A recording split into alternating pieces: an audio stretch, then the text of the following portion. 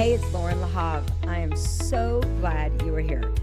This podcast is about keeping it real, helping you own your worth, find your voice, and step into your truly badass and beautiful life that you deserve. Every week, I'm bringing you stories, tools, and conversations that inspire, connect, and engage. We're going to laugh, we're going to get real, and we're going to dive into what it really takes for you to live a life that you're proud of, whether it's on stage, in the boardroom, or right at home. So grab your favorite beverage, turn up the volume, and let's dive in because it's your time to own it, live it, and love it. Welcome back to the Loren Lahav Podcast. Let me tell you, get your pen and paper ready because this lady, and put your seatbelt on because this lady is going to blow your socks off. Dr. Monique Ruberu, you're going to get so much knowledge, but also your heart is going to be beyond filled up the way that mine has when I'm around this woman. Even just seeing you, I get excited. I mean, how do people get around you and just not smile? I mean, you are truly a heart with legs. You've got the biggest heart. So I cannot wait to dive in with you about so much. I don't even know where to go other than you've got the biggest heart. I remember that you were so talented. I remember when we were together and my friend called and she was very sick. And you so generously offered to just connect with her. And that will forever, I was like, man, I need this woman in my life. And I'm beyond grateful that you're in my life just because of who you are and what you stand for in the world. Talk about someone who is true to who they are. It is you. So could you please share a little bit of your backstory about who you are, what drives you, what inspires you, what lights you up? Absolutely. So I am 100% driven by God. Everything that I do, it comes down to how can I know him? How can I love him? How can I serve him? And every aspect of my life, when it comes to my mission in life, my work, my family, just who I love to hang out with, it's all just people who glorify God in their being. So how did that happen? How did that become your North Star for you? A lot of people, maybe it was from, was there something that happened? Was it your parents? Give us a little bit about how that even, because I'm sure a lot of people are thinking that, right? So, I mean, I was raised in a Catholic household, and I would call myself a cafeteria Catholic for the first several years of my life. We just kind of like checked the box. We went to Mass. We did all the things. But for the majority of my life, I would say it was just going to work and life and family took priority over my relationship with God. I really didn't have it all together until we broke down. Mm-hmm. And we were married, my beautiful husband and I were married for about 10 years. And we had 2 little boys. I was pregnant with a third, and we had just lost our connection. And I think it was because of this lack of priority. At that time, I wasn't prioritizing God first, and then my spouse, and then my kids, and then everything else. And so when you flip it, as most mothers do, as a gynecologist, I encounter so many moms, and the ones that are struggling in their marriage, more often than not, it's because the priority has completely shifted the minute they started having kiddos, and the child became the center of everything, and everything else kind of went to the side. And then the mom becomes super exhausted. And that's exactly what happened with me. I became super exhausted. I was working as an OBGYN resident and a young doctor. And I had my small kids and I was on call. And I did not have the time of day to make sure that my husband's cup was filled. Yep. And because I wasn't filling his cup, he wasn't filling my cup. And we just had a massive breakdown. And for the first time in my life, I'd always been like a really happy-go-lucky person. But for the first time in my life, I felt so alone, so broken, so in the darkness. And at that moment, that's when God stepped in and just filled my holes. It's so interesting listening to you. I always say it's kind of like one of those on your knees moments. Yeah, for sure. Right?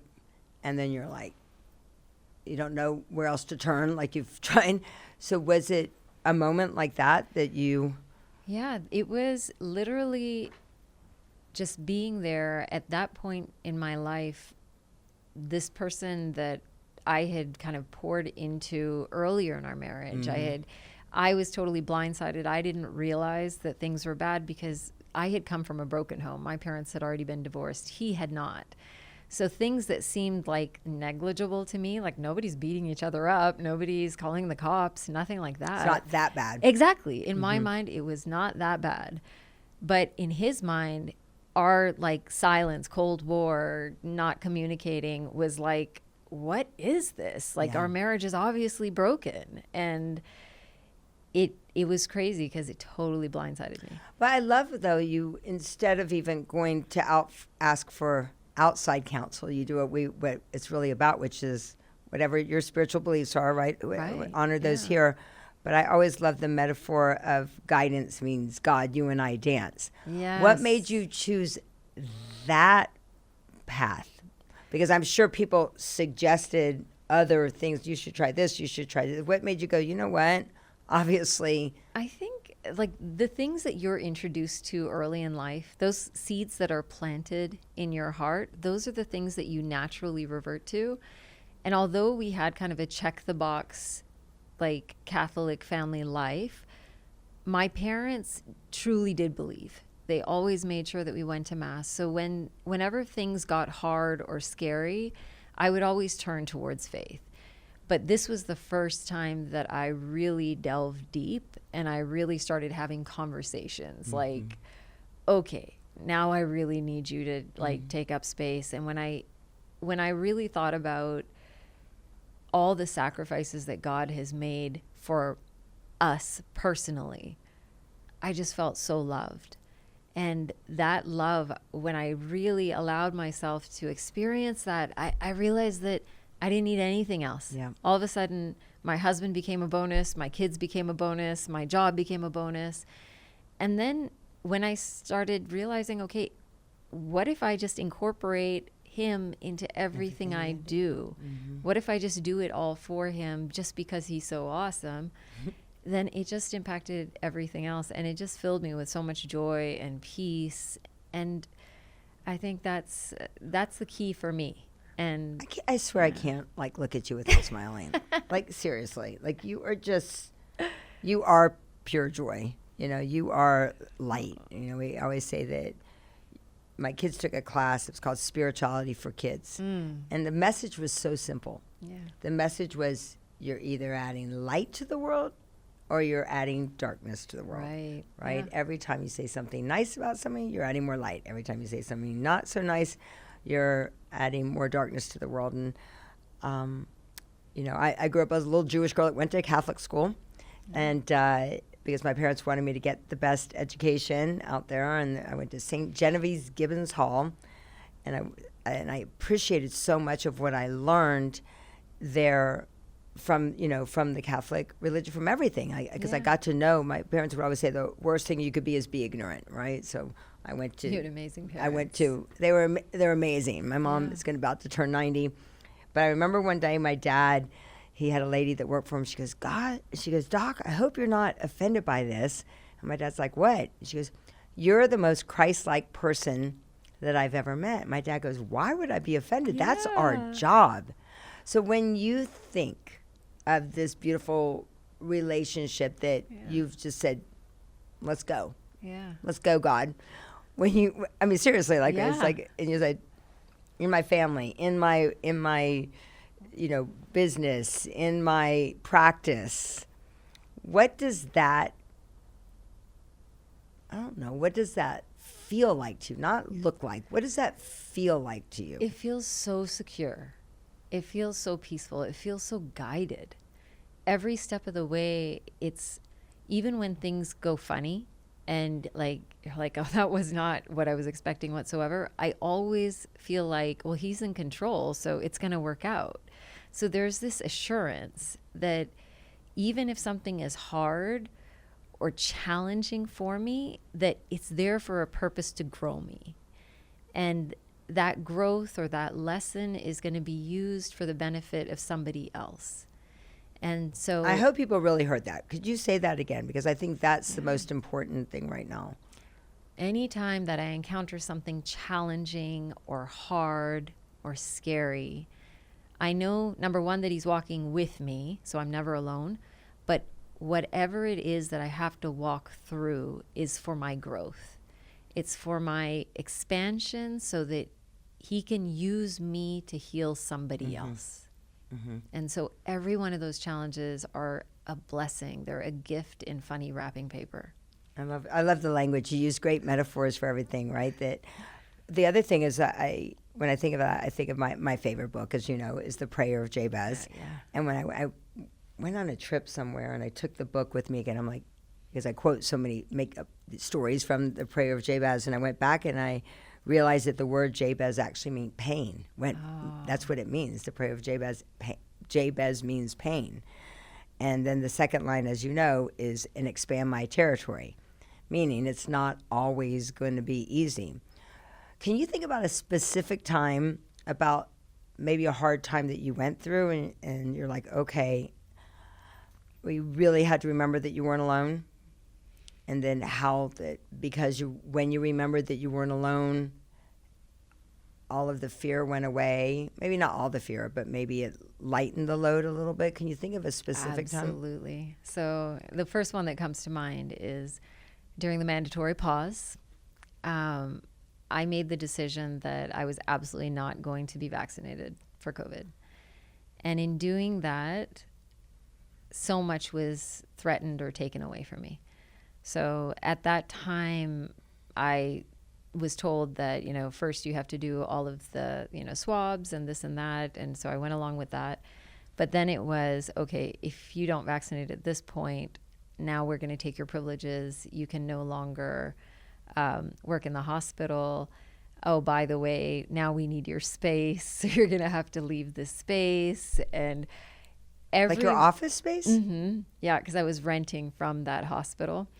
And every step along the way, and even prior to that, actually, right before that mandatory pause, I had made the decision that according to my faith, I was no longer going to write contraceptives, that I was going to really dive into natural family planning and looking for the root cause of every issue and like really trying to heal the issues rather than cover them up. So was that inspired because of the Yes. Wow. Yeah. So in the Catholic faith, we believe that, hormonal contraceptives, barrier contraceptives, that all of that is not the best way to go. We believe that understanding your cycles, using natural family planning methods to be able to help you to space fertility and actually address all of these issues is way better for you. And it doesn't put a barrier between you and God in his plan. You can always say, hey, I'm not going to have intimacy with my spouse right now. We're trying to avoid. But if you're coming together, the hope is that you would be open to his plan. So in that, I had decided, okay, I need to find another route. And when I looked at the package inserts for all of those medications, I was not comfortable writing them anymore anyway. Just the way that they work. And they thin the inner lining of the uterus. If you do conceive a pregnancy, they make it very difficult for that pregnancy to implant. And I believe that the minute that egg and sperm come together, that's the beginning of a new life. And I believe that every single life from the moment of conception until natural death deserves to be protected. And that those lives, as young as they are, should deserve the same human rights that you and I have, no matter what our age is. So when I made that decision to stop writing contraceptives. So interrupt for a second. So you made that decision because you decided to say no to the vaccine.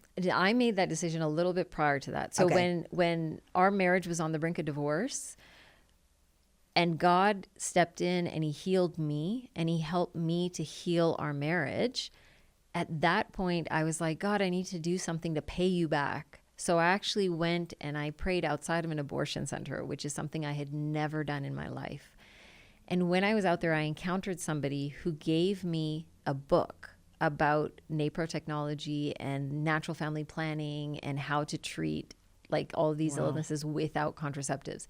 And I was like, oh my gosh, this is such a gift. Now I know how to do this, because all of my training in medical school and residency was all contraceptives. So I had never been taught that information. And so when I learned that information, I was like, now I have another path. I have another way that I could actually practice medicine in alignment with my faith. Wow. And so then I decided to go back to the hospital, and I was like, hey, I don't want to write this anymore. I want to practice in this way instead. Can you send me for this training? And they were like, okay, yeah, we actually have been looking for someone to do that sort of work. So we'll send you for the training. But funnily enough, all of the other doctors refused to work with me anymore. So Because you decided because to I do decided not to write the contraceptives and to do natural family planning.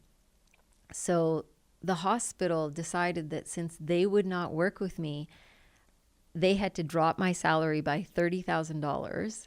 Wait. So they decided not to work with you because of the Not writing vaccine or no, not? not writing contraceptives. So I'll get to the vaccinated Okay, part yeah, after. okay. I know. I'm sorry. I'm jumping, Lauren. No, it's So they decided not to work with me because I stopped writing contraceptives. And the hospital said, okay, sorry, if they're not going to work with you, you will have to drop your salary, and you'll have to, instead of doing the normal cross coverage with them and being able to deliver babies, instead you'll have to work as like a house doctor, which is somebody that does all the emergency care, like an emergency OB physician. When all of that went down, I was basically kind of like put in a corner. And then the next step was COVID came along. And so I was already kind of being persecuted and walking through this phase just because of a decision that I had made. And then when COVID happened, then they took away those privileges as well. So now I couldn't do any of that. And so in all of that time, one would expect that as a physician, you can see your entire career kind of like falling to pieces in front of you. You don't know if you're going to be able to practice. You don't know where you'll practice. You don't know any of that. But for some crazy reason, I was so at peace every step of the way, because I really, like, every morning I'd wake up and I'm like, so what are you doing now? Like, what is your plan in this? How are you using this? And it was crazy because he really did provide every step of the way. So when I stopped writing contraceptives and they sent me for the training, they were like, we'll put you in your own office, but you can no longer do prenatal care. You can no longer deliver babies. You just have to do GYN, and you can like help people out on the emergency floor for OBGYN. We'll drop your salary, and that's what you can do. And I went along with it kicking and screaming. Then the next step was, okay, you're not making enough money, so you need to start owning this practice. And I'm like, I have no desire to own my practice. I just want to be an employee. But kicking and screaming, I went. And then the next step was, you need to like... Okay, God, what's next? Yeah, right? exactly. Like, it was like literally, yeah, next it was like, you need to own your employees. And I was like, no, I want them to be owned by the hospital so they get all of their benefits and they're secure and everything else. And they're like, no, you need to own them. And I'm like, no, I don't want to do any of that. But kicking and screaming, I went. And then COVID happened. And when COVID happened, they were like, we've got to take away your privileges. Now, if they had done everything I wanted them to do all that time, I would have had nothing, because they would have taken away my privileges. I wouldn't have had employees. I wouldn't have known how to run my own business. But because they persecuted me in that way, and all of that happened in that way, I learned how to run a business. I learned how to take over my employees. I owned everything in my office. I owned all of the materials. I owned everything. So then it was just a matter of, okay, you're kicking me out. All right, Lord, where do you want me to go? And literally, I didn't miss one day of patient care. He found me an office across the street, and we moved over and we started work the next day with all my employees, all my patients, everything. and look how many since then. Yeah. How you've created a movement. Yes. Yeah. You really have. I feel like every time I'm going, Monique, can you talk to this person? I'm texting you. Like, can you talk to, God knows I'm sorry. I'm sure I was like texting you at like 3 a.m. last week. No, you know, I absolutely love it. It was interesting. I was with this one girl as you know. Yeah. And like you said, God worked through me. And I didn't even know what was going on with her until she said something. And I'm like, she's like, it's over. I'm never going to be able to have it. I go, absolutely, that is not true. I have the person for you to talk to. And she was telling me what was going on with her. And but I'm so grateful that you're just always open to share with people. So when people are feeling that they're like, no, this isn't what I want to do. I don't think I can handle this. And seeing what you have created, because of things actually some of the things were out of your control, right? Like Very you didn't even much have a so. voice. You didn't even have a voice to use, but you accepted it with such grace. What would you say to people that maybe they don't have faith right now? Sure. What would you say to people about when those things happen? Because people are losing their jobs now, right? Because of technology. I love technology. We love technology. And when there's a lot of uncertainty, what would you say to them during those times? I would say that every single person on this planet has been created perfectly. Every single person has been given a particular gift, a particular mission. And there is something inside of them that lights them up, like when they think about it, when they dream about it. And their job, no matter what the uncertainty in life is, no matter what the challenges are, their job is to identify what that is and then pursue it like crazy and just trust that higher power will provide. And as crazy and challenging and impossible as it seems, if they truly believe that it will happen, they will find that doors are starting to open, or people will walk into their life, or something will happen where the cards will fall in such a way that the mission that they have been created for is capable of being accomplished. And so when we lose sight of what we're created for, and when we lose sight of what a gift we truly are in other people's lives, then that's when we start to lose all hope, and all the sadness and the upset and the anger and the depression starts creeping in. But at those moments, that's the most important time to really focus on gratitude. Yeah. Just what in your life can you be grateful for? You have fingers, you have toes, you are breathing, you have eyesight. There's a lot of people who don't have that, who are living their best lives, you know?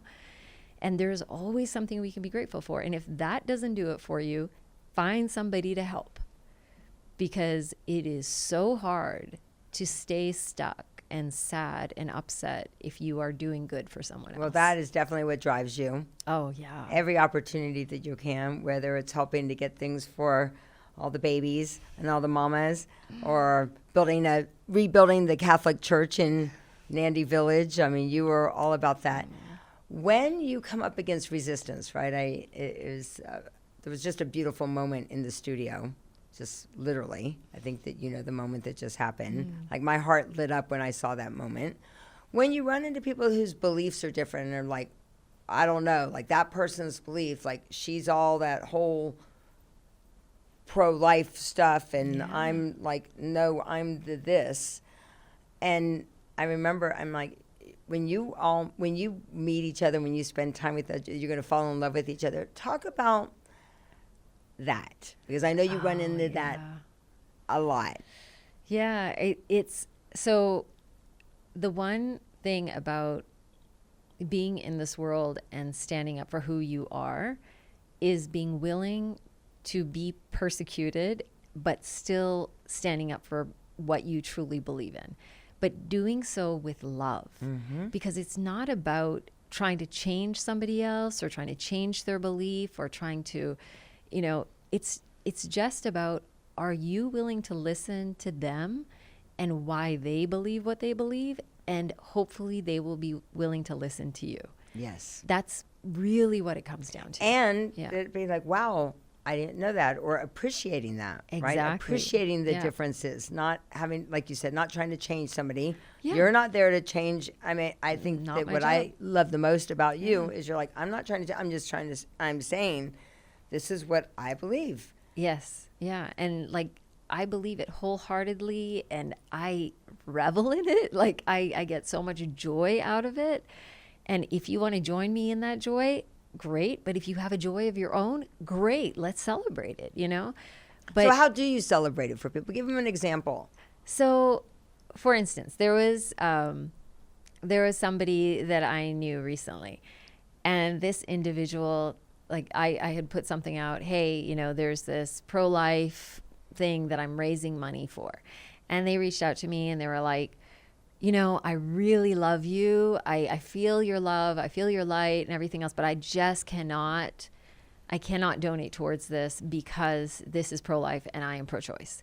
And I'm like, that is totally fine. It's not a problem. You don't have to donate to anything that you don't feel comfortable donating to. And I'm like, but it doesn't make me love you any less. You know, like when I meet people who are of differing beliefs, I make a solemn choice that I am going to love this person just because in my mind, they are created perfectly. They're created by God and they're deserving of love. And everybody walks on a different path. Everybody has encountered different stumbling blocks and situations in their life, and their opinions have been formed by those things. And quite often, they have never encountered a person who holds my beliefs, who's willing or trying to have a conversation with them, and they've never actually had the ability to understand where those beliefs are coming from. And somebody along the way has told them that people who hold those beliefs are holding it because they're mean or because they're trying to hurt people or because of this or that. But in the same way, people who believe my beliefs, often they are like misunderstanding the people from the other camp as well. Right. And they're like, oh, those people are evil because they don't believe what we believe.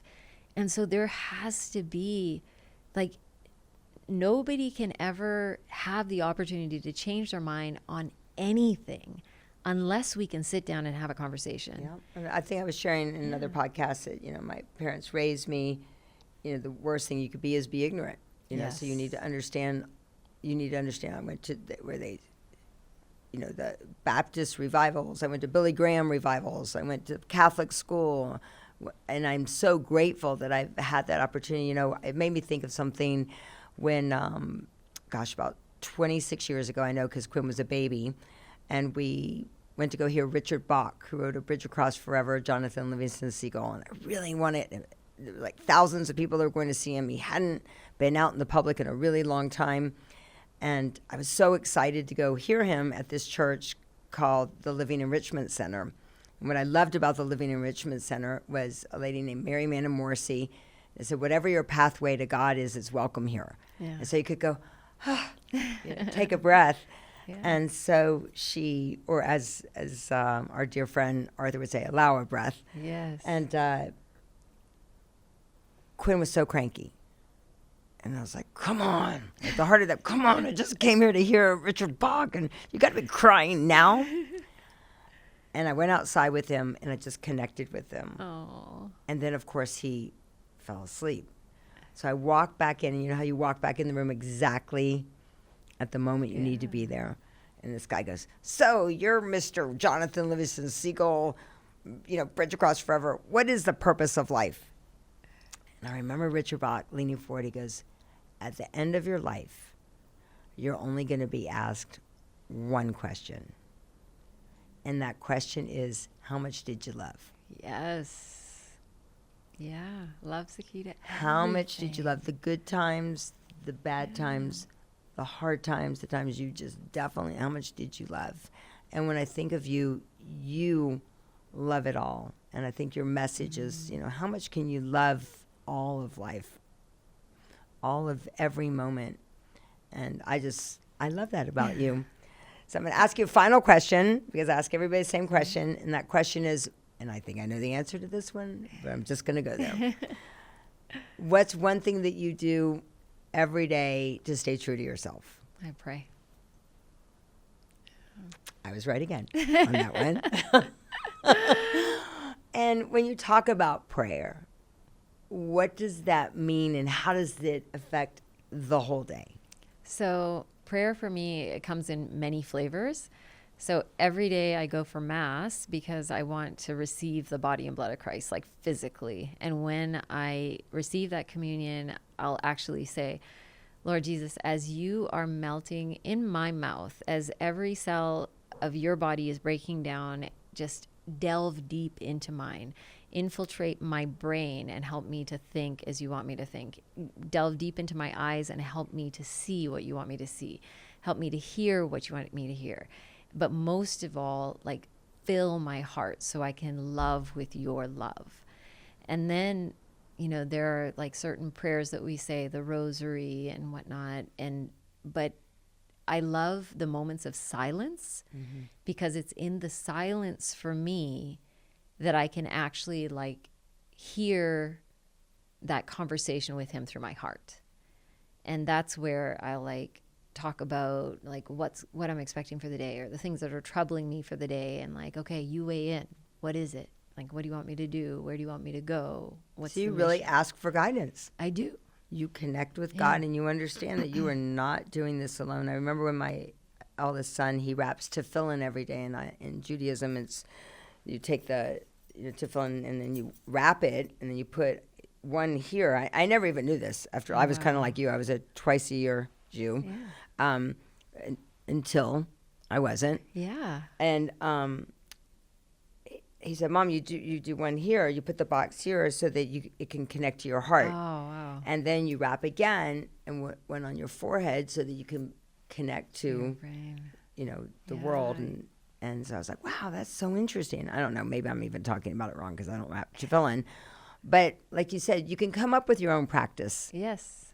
Whatever that practice is for you, and it could just be through spirituality. It doesn't matter if you're Catholic, if you're Jewish, if you're Buddhist, if you're Muslim, whatever it is, but come up with some practice. If you're atheist, whatever that it is, but make sure you connect. Yes, connection is key, and love is key. Well, you are love.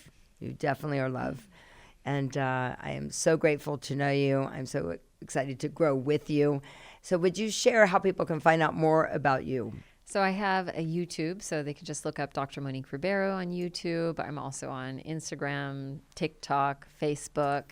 But any social media, if you just look up Dr. Monique Ruberu, you'll find me.